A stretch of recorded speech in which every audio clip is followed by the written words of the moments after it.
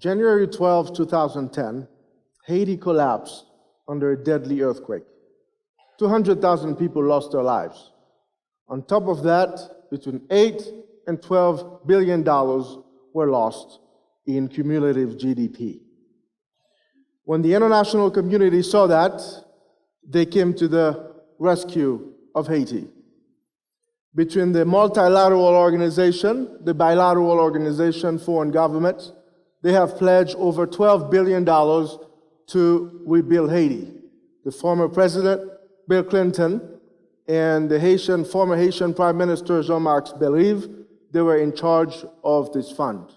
I mean, you would think 12 billion lost, 12 billion pledged, Haiti should at least be at the same place it was before the earthquake. What they didn't see coming was the unintended consequences of all of that aid that comes in forms of donations. When all of that goods donated hit into Haiti, it definitely had some negative impact on the businesses and also on the economic situation of Haiti.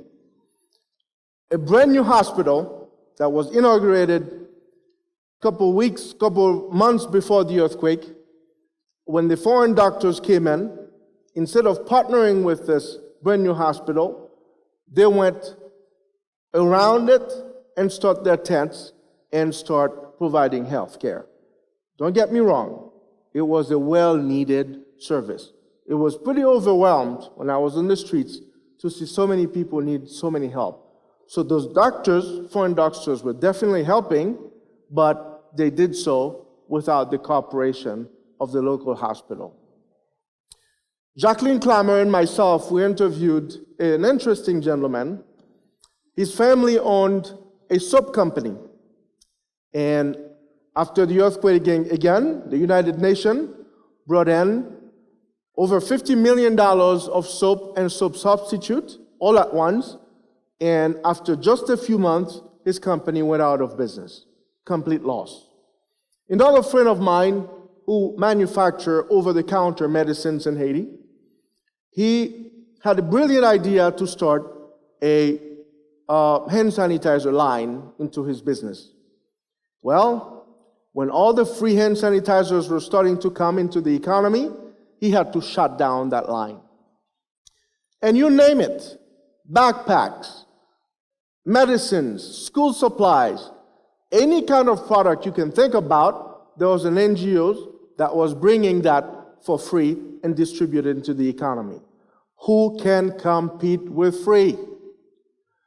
The refusal for the NGOs to work with local businesses, they did so they advanced different reasons they didn't do so. The first reason, they thought, well, the local products were too expensive. They didn't want to just buy more from the Haitian businesses.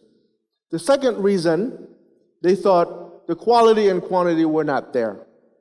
And they wanted to bring more quality goods from outside of the country. The third reason, they thought the businesses were not communicating enough. And the fourth reason, they thought the delivery time was inappropriate and were not up to standard. Well, when you think about this, the discussion about foreign aid is very polarizing. On one side, you have a lot of different people advocating for foreign aid, like Bono. And on the other side, you have people who think foreign aid simply doesn't work. Well, there's a reality in between. The year of 2010, when the earthquake hit Haiti, there was over $230 billion that came from the developed countries to the developing countries. $230 billion. Of that amount, just 1% made it to the developing countries.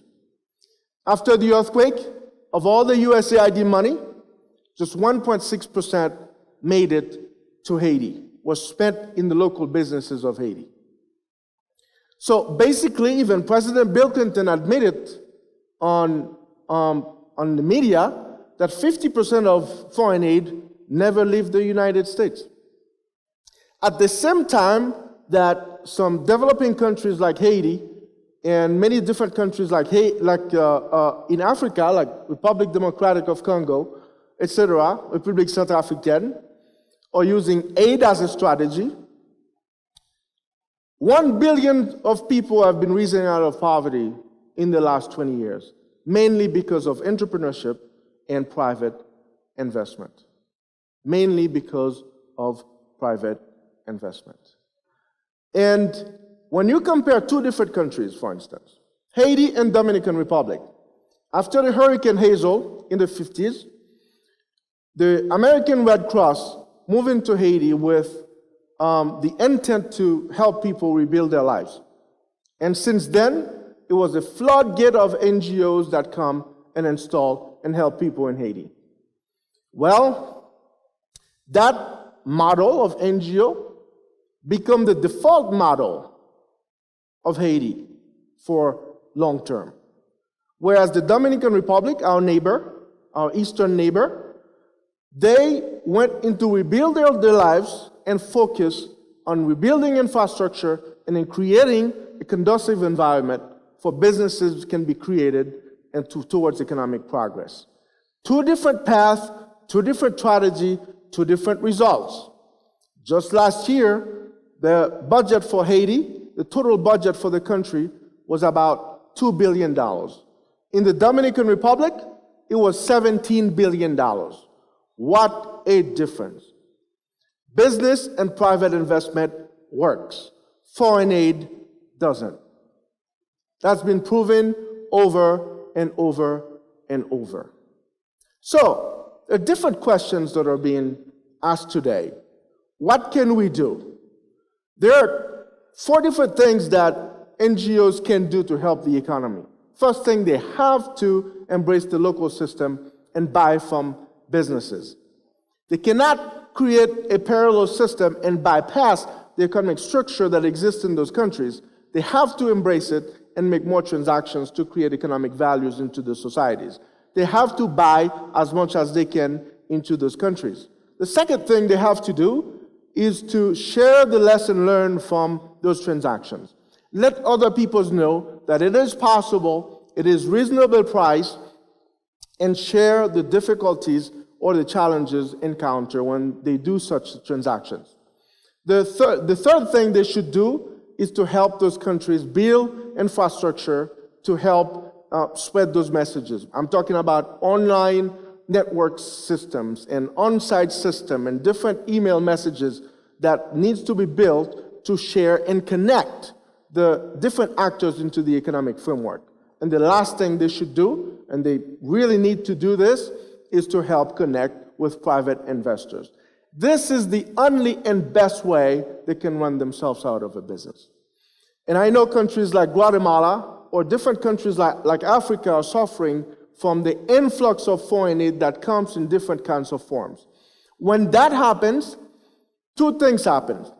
It prevents new businesses from being created because the foreign products that is being donated into the economy make it impossible for businesses to pursue opportunities. So they clutter the entrepreneurial space.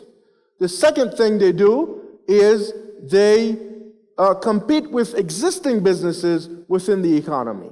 When you have that, no wonder why the economy of Haiti would not progress, because there's too many obstacles and problems that we have in there. There are 3 country killers in the world. In all of the countries that I have studied and I've traveled to all over the world, there are 3 different country killers that I identified so far. And those are very common into all of the developing world. The number 1 is political instability. No country that has political instability has made it to progress. That hasn't existed, and I don't think it will exist. The second country killer is corruption. At this moment I'm talking to you right now, there's a session in the Haitian parliament about the Petro-Caribbean money being ill-managed by the leaders back then. And you will see immediately when you travel to different countries that the countries that are poor are also corrupt. I'm talking about the countries that made it last to the corruption index. And you will see countries like Nigeria, Haiti, Iraq. So the relationship between corruption and economic development is very close. It's a close relationship. And the last thing that we identify as a country killer is foreign aid.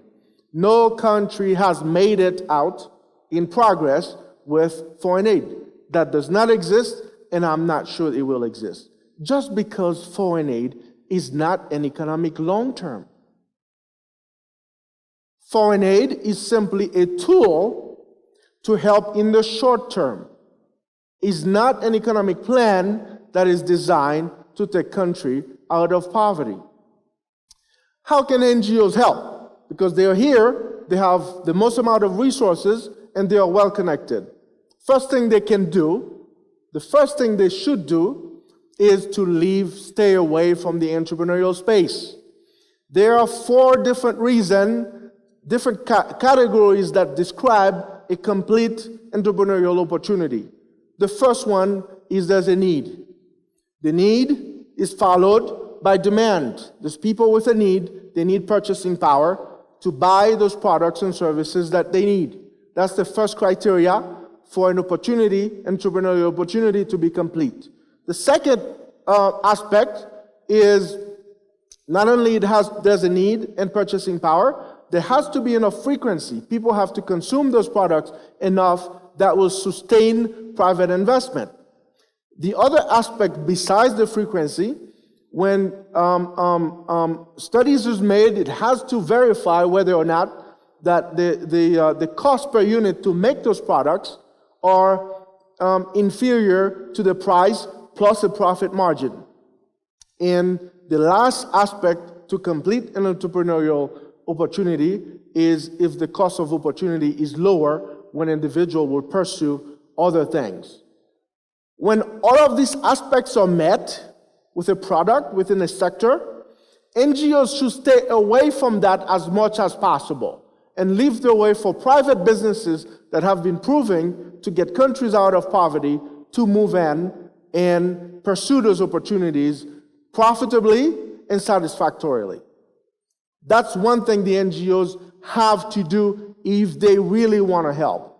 The second thing they do, as soon as one of those criteria are not met and the entrepreneurial opportunity is not completed, they can go in and help in that sector, but they have to get out as soon as the sector has become more viable. And there's some specific tests and proof and study that can be done to prove at the same time that happens. So the story of foreign aid in the last 50 years, I don't know why people don't understand this. This is so obvious. People need work. In Haiti, over 98% of people you interview will tell you they need a job. And I can attest you, in all of those countries that I visited, poor countries, people need work. And foreign aid has not proven to provide that. And to today, I'll tell you something. Even the foreign countries, the developed countries that want to help Haiti, they focus on their private investment, foreign direct investment. The United Kingdom last year was the largest recipient of foreign aid of foreign direct investment in the world, the United Kingdom. Haiti last year only received $104.2 million in foreign direct investment. Dominican Republic, $2.5 billion. No wonder what the contrast is. There's more jobs, more businesses in the Dominican Republic because they attract foreign investment, and there's less opportunities in Haiti because we attract more foreign aid. In the Dominican Republic, again, the amount of foreign aid existed in there increased 9.2% last year. It's unbelievable. The comparison, the contrast that exists within those two systems, it cannot be denied anymore. The European Union countries, for instance, they increased their foreign direct investment last year by 21%. The OECD countries that exist, they increased their foreign direct investment by 6%. And all throughout Latin America, their countries realized that to increase their GDP, to increase the living condition of their citizens, they have to attract as many private investment as possible. Private investment leads to business creations leads to job creations, and leads to increase and improve income situation. What does that leave us, the poor countries? What message can we learn from this? We want jobs come from businesses. Businesses is the result of private investment, but we don't have that. We have foreign aid. So that's why today we started all these movements in Haiti. We started the 100K jobs movement as a way to bring the attention of all the communities, the government, to focus the attention on what's the most needed, jobs. There's no better things in the world than jobs. President Ronald Reagan said that. He said, the best aid in the world is job, is G-O-B. You cannot help somebody indefinitely. But we have foreign aid. We have to think innovatively of how we will transform that foreign aid that is a liability into ways that it will support the private sector and businesses instead of derailing it. That's the first strategy. The second strategy we need, as in the developing countries, we need to find a way to help with the corruption problems. That requires a lot of different strategies, a lot of different actions. So when we start the 100K jobs, it was a way to bring together all those actors to think strategically how we can combine all these resources to bring an improvement in the conditions of living of the citizens there. We also started a movement called Buy Haitian, Restore Haiti, to help the NGOs understand that they cannot operate into the country by ignoring the economic system. And also, they have to be understanding of the difficulties, challenges, and work with different actors to solve this. No countries has ever gotten better on foreign aid. All of the countries that has done better so far, they have done so with the help of private direct investment. So today, when you guys think about poor countries, developing countries, I'm challenging you to think of it in the sense of private investment. When you travel to the developing countries, I challenge you to see what business opportunities would grow there. I challenge you to understand and learn about economic realignment and economic progress. So today we are at a very crossroad in our history where not only this message needs to be shared within the developing world, but we need the developed world to understand that we want something else. We want something more, and we will not rest until the unemployment comes down to less than 20% in Haiti for the betterment of the Haitian people and all of the people in the developing world. Thank you.